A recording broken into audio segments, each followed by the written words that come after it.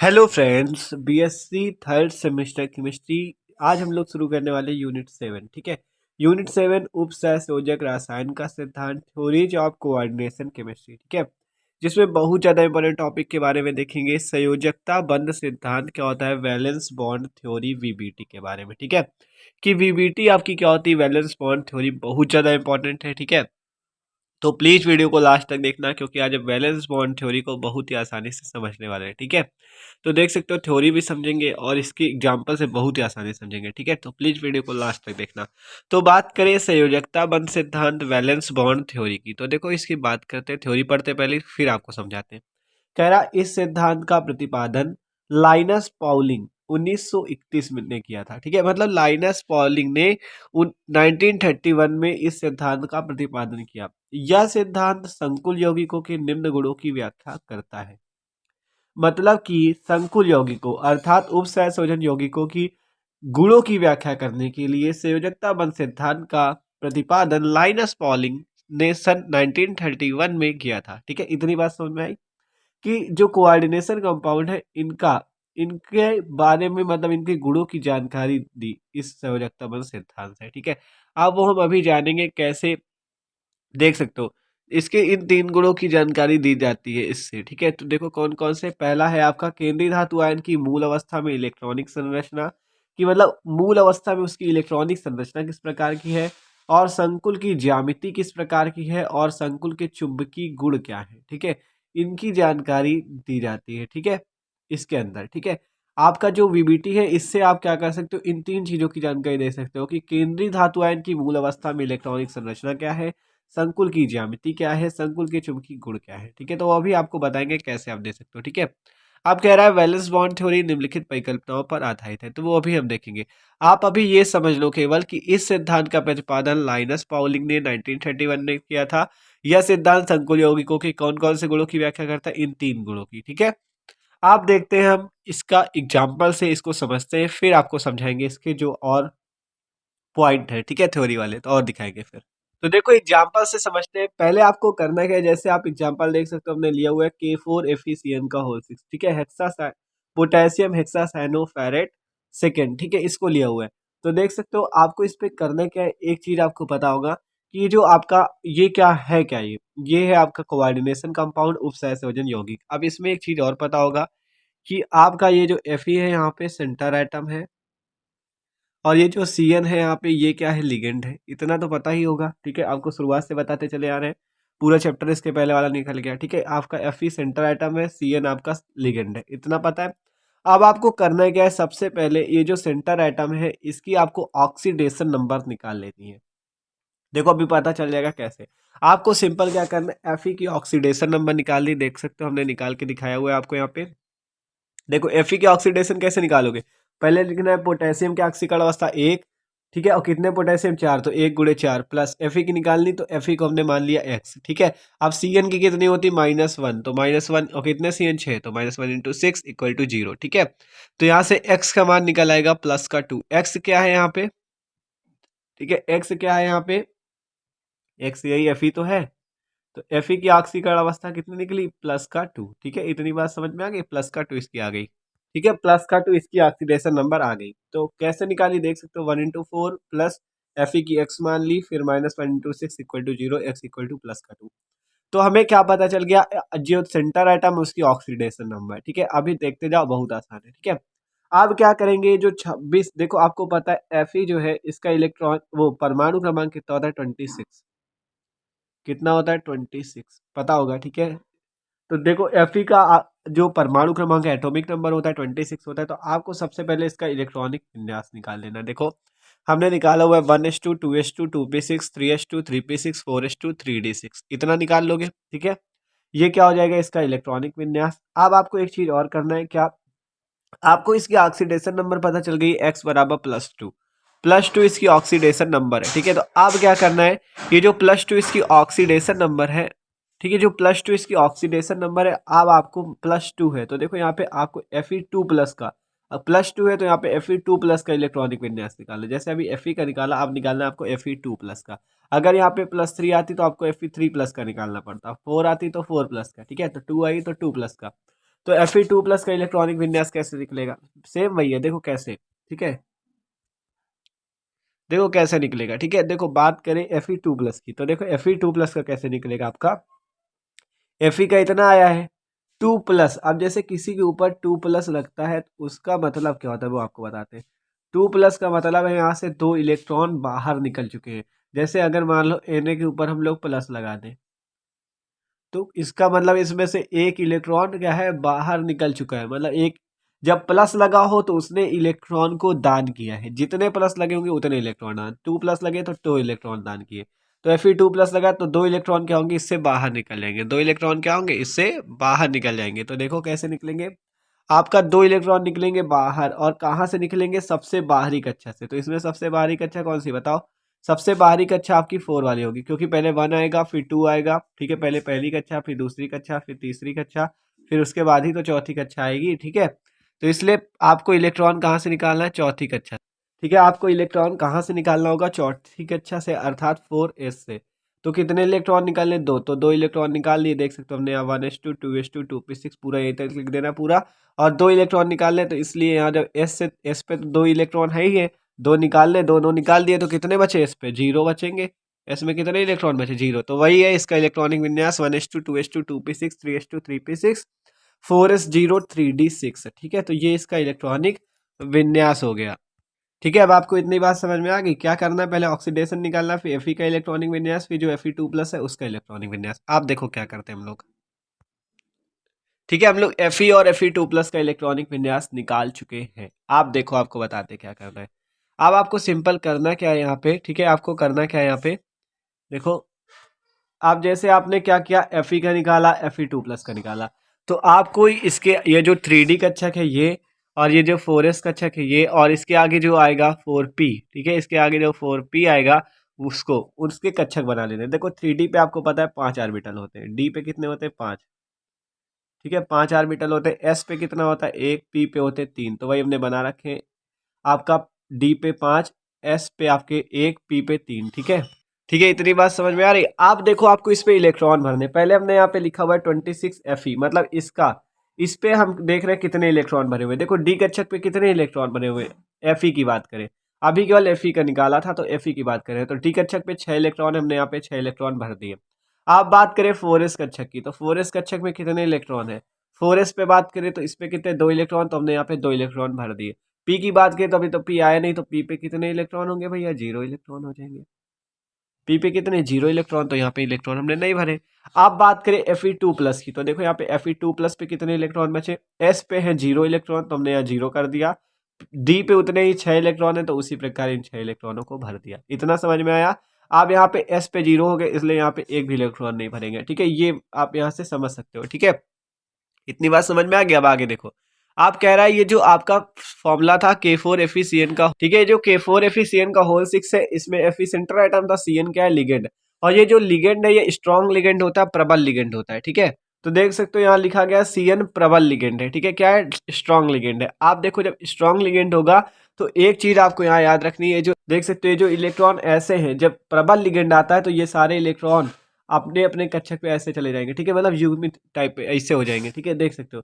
जैसे 2 इलेक्ट्रॉन ऐसे बैठे, अब इसको जगह देनी पड़ेगी, जो CN आ रहा है इसको भी तो जगह देनी पड़ेगी, क्योंकि 6 है ये, 6 को जगह देने के लिए ये क्या होगा, ये वाला इधर आ जाएगा, ये ऐसे इलेक्ट्रॉन, ठीक है, और ये वाला इलेक्ट्रॉन इसके पास ऐसे आ जाएगा, ठीक है। तो देख सकते हो यहाँ पे एक ऐसे लिखा हुआ है, यहाँ पे आपका क्या हुआ कि ये वाले इलेक्ट्रॉन इसके वाले कक्षक पे आ गए ये, ठीक है, इस डिब्बे पे भी 2 इलेक्ट्रॉन हो गए ऐसे ऐसे करके, ठीक है, और ये वाला इस पे आ गया तो ये हो गया, ठीक है। अब इन्होंने क्या किया, प्रबल लिगेंड है इसलिए CN के लिए इन्होंने क्या कर दिया, स्थान खाली कर दिया। अब देखो जो यहाँ पे क्या होगा, अब CN कितने आने वाले हैं आपको पता है, 6 CN आएंगे, ठीक है, कितने CN आने वाले हैं, 6, 6 CN आएंगे, तो 6 के लिए देखो एक CN यहाँ पे आ गया, एक CN यहाँ आ गया, 2 CN, ठीक है, ऐसे यहाँ देख लो 2 CN 3 CN 4 5 1 6 CN, ठीक है, 6 CN आने, तो यहाँ पे 6 CN आ चुके हैं, देख सकते हो।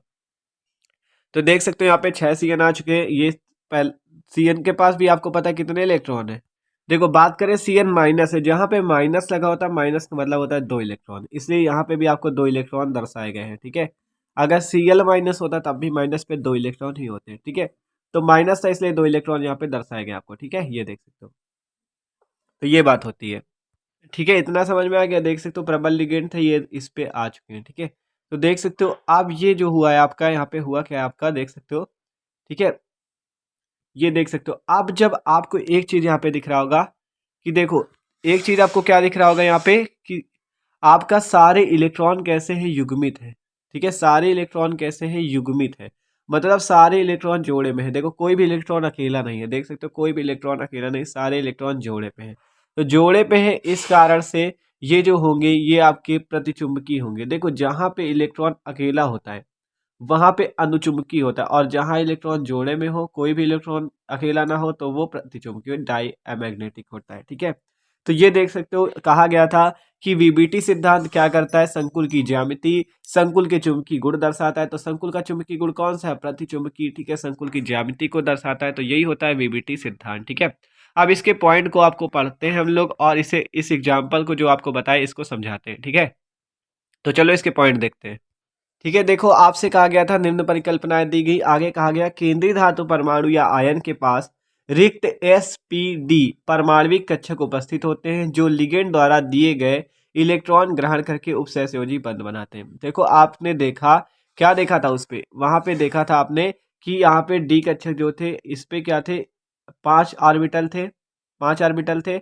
इसमें क्या हुआ, आप जब लिगेंड आने लगे तो इलेक्ट्रॉनों ने क्या किया, ऐसे सिकुड़ गए इलेक्ट्रॉन, इसके पास आ गए, जो पूरे में फैले थे यहाँ तक, वो क्या हुए, यहाँ तक ही आ गए और लिगेंड को स्थान दे दिया। और यहाँ पे Cn यहाँ पे आ गया था, यहाँ पे Cn, और आगे वाले कक्षकों में भी Cn आ गया था। ठीक है, तो वही बात कही गई कि केंद्रीय धातु परमाणु या आयन के पास रिक्त sp तथा d पारमाणविक कक्षक उपस्थित होते हैं। कह सकते हो ऑर्बिटल उपस्थित होते हैं। देखा ना, रिक्त कक्षक उपस्थित थे जो लिगेंड द्वारा दिए गए इलेक्ट्रॉन ग्रहण कर लेते हैं। मतलब जो लिगेंड द्वारा इलेक्ट्रॉन ग्रहण कर लेते हैं। आपने देखा था ना, लिगेंड के इलेक्ट्रॉन, Cn के इलेक्ट्रॉन वहां पे आ चुके थे। तो वही बात कही गई, लिगेंड द्वारा ग्रहण इलेक्ट्रॉन इलेक्ट्रॉन ग्रहण कर लेते हैं और उपसहसंयोजी बंध कोऑर्डिनेशन बॉन्ड बनाते हैं। बंध बनाने में प्रयुक्त इन रिक्त कक्षकों की संख्या ही उस संकुल में उस धातु की उपसहसंयोजन संख्या Cn होती है। ठीक है, और ये जो बंध बनाने में जो उसकी संख्या लगी थी, आपने देखा था वहां पे Cn कितने कक्षकों में आए, कितने डिब्बों में आए थे, आपका वहां पे बताया था D2sp3 संकरण है। ठीक है, संकरण आप देख लेना, D2sp3 था वहां पे। ठीक है, D2sp3 संकरण था। तो आपने वहां पे क्या देखा, कितने Cn आए थे, 6 Cn आए थे। आपको इलेक्ट्रॉन उस पे देखिए, ठीक है, जो ऑर्बिटल पे 6 इलेक्ट्रॉन आए थे, यहाँ पे 6 इलेक्ट्रॉन आए थे, तो इसकी उपसहसंयोजन संख्या भी कितनी हो जाएगी, 6।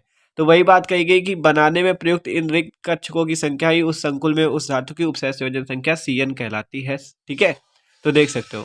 अब देखो आपसे कहा गया धातु कक्षक एवं लिगेंड कक्षक अतिव्यापन कर, ओवरलैपिंग कर प्रबल बंध बनाते हैं। कक्षकों का अतिव्यापन जितना अधिक होगा संकुल उतना ही अधिक स्थायी होगा। ठीक है, क्या कहा गया कि धातु कक्षक मतलब जो कि आपका जैसे वो जो Fe था, वहां पे एग्जाम्पल पे बात करें तो Fe जो था, Fe और Cn क्या करते हैं, Fe के कक्षक, Fe क्या धातु है, Fe के कक्षक तथा लिगेंड के कक्षक जो Cn था उसके कक्षक क्या करते, अतिव्यापन करते हैं। मतलब अतिव्यापन का सीधा सीधा मतलब समझते हो कि जुड़ते हैं। ठीक है, कर प्रबल बंध बनाते हैं। ठीक है, अतिव्यापन कर प्रबल बंध बनाते हैं, ओवरलैपिंग कर प्रबल बंध बनाते हैं, और अतिव्यापन जितना अधिक होता है उतना ही अधिक स्थायी होगा। ठीक है, उतना ही अधिक संकुल स्थायी होगा। देखो अतिव्यापन कैसे होता है, जैसे एस ऑर्बिटल का एस ऑर्बिटल से अतिव्यापन होना है तो देखो ये ऐसे होता है, यहाँ पे ये होता है, ये ऐसे अतिव्यापन होता है। ठीक है, ये ऐसे जुड़ जाते हैं, तो यहाँ पे ये अतिव्यापन होता है और यहाँ पे सिग्मा बॉन्ड बनता है। ठीक है, तो देख सकते हो इस टाइप से अतिव्यापन होता है। ठीक है, तो वही कह रहा धातु कक्षक एवं लिगेंड कक्षक अतिव्यापन कर प्रबल बंध बनाते हैं, और अतिव्यापन जितना अधिक होगा उतना ही संकुल स्थायी होगा। ठीक है, अब आगे बात करो। कह रहा प्रत्येक लिगेंड में एकाकी इलेक्ट्रॉन युग्म लोन पेयर ऑफ इलेक्ट्रॉन कम से कम एक सिग्मा कक्षक होती है। ठीक है, लिगेंड द्वारा सिग्मा कक्षक का एक एकाकी इलेक्ट्रॉन युग्म धनायन को प्रदान कर दिया जाता है। क्या बताया गया कि देखो जैसे आपका वहां पे Cn था, Cn पे माइनस होता है, माइनस का मतलब 2 इलेक्ट्रॉन। ठीक है, माइनस का क्या मतलब होता है, 2 इलेक्ट्रॉन। ठीक है, माइनस का मतलब समझ गए, 2 इलेक्ट्रॉन। ठीक है, तो यही बात आपको पहले ही बताई थी। तो यही क्या है, लोन पेयर ऑफ इलेक्ट्रॉन। ठीक है, लोन पेयर ऑफ इलेक्ट्रॉन यही है। ठीक है, यही कहा गया कि प्रत्येक लिगेंड में एकाकी इलेक्ट्रॉन युग्म लोन पेयर ऑफ इलेक्ट्रॉन कम से कम एक सिग्मा कक्षक होती है। ठीक है, मतलब लोन पेयर ऑफ इलेक्ट्रॉन होता है, ये आप समझ सकते हो। लिगेंड द्वारा सिग्मा कक्षक का एकाकी इलेक्ट्रॉन युग्म मतलब जो लोन पेयर है वो धातु आयन को प्रदान कर दिया जाता है। देख सकते हो, आपने वहां पे क्या देखा था कि जो आपका उसके पास Cn के पास जो लोन पेयर था, Cn के पास जो लोन पेयर था वो क्या किया गया, उस सेंटर एटम Fe को प्रदान कर दिया गया, वही बात कही गई है। ठीक है, अब आगे देखते हैं। ठीक है, अब कह रहा है धातु आयन के रिक्त संकरित कक्षक लिगेंड का इलेक्ट्रॉन युक्त सिग्मा कक्षक से अतिव्यापन कर लिगेंड से धातु उप सहसंयोजन। देखो कह रहा है धातु आयन के रिक्त संकरित कक्षक लिगेंड के इलेक्ट्रॉन युक्त सिग्मा कक्षक से अतिव्यापन करते अर्थात जुड़ते हैं। लिगेंड धातु उपसहसंयोजन बंध बनाती है, जैसे देख सकते हो कैसे बनाती है आपकी लिगेंड और धातु उपसहसंयोजन बंध। देखो जैसे Fe था, इसके साथ ये जो Cn है इलेक्ट्रॉन देकर इससे ऐसे उपसहसंयोजन बंध बनाते हैं। ठीक है, इससे ऐसे करके ये 6 Cn है, ये 6 ऐसे ही जुड़ते चले जाएंगे उपसहसंयोजन बंध कोऑर्डिनेशन बॉन्ड द्वारा। ठीक है, ऐसे ही Cn आपके जुड़ते चले जाते हैं। ठीक है, ये बात होती है। ठीक है, तो वही देखो यहाँ पे दर्शाया गया लिगेंड आपका इलेक्ट्रॉन दे रहा है, मतलब ये जो तीर वाला निशान लगा है मतलब इसकी तरफ उपसहसंयोजन बंध बना रहा है, इसको इसने इलेक्ट्रॉन दिए हैं। इस प्रकार के बंधों की संख्या केंद्रीय धातु आयन में उपस्थित रिक्त कक्षों की संख्या पर निर्भर करती है। ठीक है, आपने देखे थे ना 6 रिक्त कक्षक थे और 6 Cn वहां पे आ गए थे। ठीक है, हमने दिखाया था आपको कि यहाँ पे रिक्त कक्षक देख सकते हो 6 थे, इसलिए 6 लिगेंड यहाँ पे आके उपस्थित हो गए। ठीक है, और D2sp3 हाइब्रिडाइजेशन आपका दिखाया, मतलब D2sp3 संकरण दिखाया। ठीक है, ठीक है, आपसे यही बात कही गई कि रिक्त कक्षकों की संख्या पर निर्भर करती है। अब आगे देखो, कह रहा है इस प्रकार बनाने वाले संकुल में यदि अयुग्मित अनपेयर्ड इलेक्ट्रॉन उपस्थित होते हैं तो वो अनुचुंबकीय होता है। यदि यौगिक में कोई भी अयुग्मित इलेक्ट्रॉन ना हो तो वो यौगिक प्रतिचुंबकीय होता है। आपको अभी बताया था कि अगर इलेक्ट्रॉन अकेला है डिब्बे में, ऐसे कोष्टक पे ऑर्बिटल पे इलेक्ट्रॉन अकेला है तो वो अनुचुंबकीय होगा, और इलेक्ट्रॉन अगर आपके जोड़े में है यहाँ पे तो वो प्रतिचुंबकीय होगा। ठीक है, ये बात आपको पहले ही बता दी गई थी, तो वही चीज कहा गया। ठीक है, देख सकते हो आगे आपको एग्जाम्पल समझाया था। ठीक है, तो ये थ्योरी थी और आगे एग्जाम्पल समझाया था। ठीक है, तो यही एग्जाम्पल देखा, देख सकते हो जैसा कि यहाँ सारे इलेक्ट्रॉन युग्मित थे इस कारण से प्रतिचुंबकीय था, और यही अगर इलेक्ट्रॉन अयुग्मित होते तो अनुचुंबकीय हो जाता। इलेक्ट्रॉन क्या होते, अयुग्मित होते तो अनुचुंबकीय हो जाता। अगला एग्जाम्पल जैसे आपको दिखाते हैं। ठीक है, देख सकते हो ये इसका पूरा आपका संकुल बना हुआ है। ठीक है, इसका स्ट्रक्चर है, इसकी ज्यामिति को दर्शाता था। देख सकते हो इसकी ज्यामिति है ये आपकी। ठीक है, कह रहा था उसकी आपको ज्यामिति दर्शाएगा, और उसके चुंबकीय गुण तो आपको पता चल गया था, प्रतिचुंबकीय था क्योंकि उसमें क्या था, एक भी इलेक्ट्रॉन अयुग्मित नहीं था। और इसके आपको संकरण भी पता चल गया D2sp3, और इसकी ज्यामिति भी देख सकते हो। ठीक है, तो ये बात थी। अब अगला वाला एग्जाम्पल भी एक बार देख लो। देखो हमने यहाँ पे भी क्या किया, आपका K3FeCN का होल 6 था, आपको यहाँ पे भी ऑक्सीकरण Fe की निकाल लेनी है। ठीक है, वहाँ पे K4 था, यहाँ पे K3 है, तो इस पे आपको युग्मित इलेक्ट्रॉन मिलेगा, ये दिखा रहे हैं देखो। तो इसकी 3 आ गई। अब आपको क्या करना है, सिंपल यहाँ पे आपको Fe की आपको इलेक्ट्रॉनिक विन्यास निकालना है। फिर Fe आप देखो ऑक्सीकरण अवस्था 3 आई तो Fe3+ का निकाल लो। ठीक है, अब आपको यहाँ पे देख सकते हो उसी प्रकार हमने यहाँ पे भी आपको दिखाया हुआ है। Fe पे इलेक्ट्रॉन भर के दिखाए, 3D कक्षक पे 6 इलेक्ट्रॉन थे, 6 भरे, 4s पे 2 4 2 6। ठीक है, 3D पे 6 थे, 6 भर के दिखाया, 4s पे 2 है, 2 भर के दिखाए। अब यहाँ पे फर्क क्या है, Fe3+ है, वहाँ पे Fe2+ था। तो ये जहाँ 3+ आएगा तो 3+ पे क्या होगा, देख सकते हो आपका जब 3+ होगा तो एक इलेक्ट्रॉन, आप दोनों इलेक्ट्रॉन पहले बाहरी कक्षक नंबर लगाते हैं, 2 इलेक्ट्रॉन ये निकल गए, अब एक और निकालना है तो एक इससे निकाल दोगे। देखो 4s 0 3D 5 हो गया। ठीक है, आप देख सकते हो उसी प्रकार यहाँ पे भी लिगेंड प्रबल आने वाला है। ठीक है, तो देखो आप क्या होगा, ये वाला इलेक्ट्रॉन इस पे आ जाएगा, ये वाला इलेक्ट्रॉन इस पे आ जाएगा। ठीक है, ये वाला इस पे आ जाएगा। देखो वैसे ही आपके पांचों इलेक्ट्रॉन आपस में ऐसे सिकुड़ गए। ठीक है, और ये वाला एक इलेक्ट्रॉन अकेला बच गया। ठीक है, अब यहाँ Cn कितने आने वाले, 6, और रिक्त कक्षक कितने, 1 2 3 4 5 6। और एक चीज और याद रखो, ये जो Cn है इसके पास निगेटिव लगा हुआ है, मतलब ये 2 इलेक्ट्रॉन लेकर खुद आ रहे हैं, इस पे नहीं आ सकते। ठीक है, क्योंकि इसके पास पहले से एक है तो इस पे 2 लोग नहीं हो सकते। ठीक है, तो आप देखो आगे देखते हैं। ठीक है, देखो यहाँ पे आपका क्या हुआ, एक Cn इस पे आ गया, एक Cn इस पे आ गया, एक Cn इस पे और इस पे भी। ठीक है, तो 6 Cn आ गए आपके, लेकिन यहाँ पे आपका इस बार क्या हुआ, ये इलेक्ट्रॉन अकेला बच गया, अयुग्मित बच गया। अयुग्मित इलेक्ट्रॉन एक होने के कारण इसका जो आपका गुण हुआ चुंबकीय वाला वो अनुचुंबकीय हुआ, जैसे वहां प्रतिचुंबकीय था यहाँ अनुचुंबकीय हुआ। ठीक है, ये बात थी, तो दोनों एग्जाम्पल से आपको दिखा दिया। तो देख सकते हो ये है आपका वैलेंस बॉन्ड थ्योरी, आसानी से आपको समझाने की कोशिश की। तो वीडियो अच्छा लगा हो तो प्लीज लाइक भी कर देना। Okay, thanks for watching this video.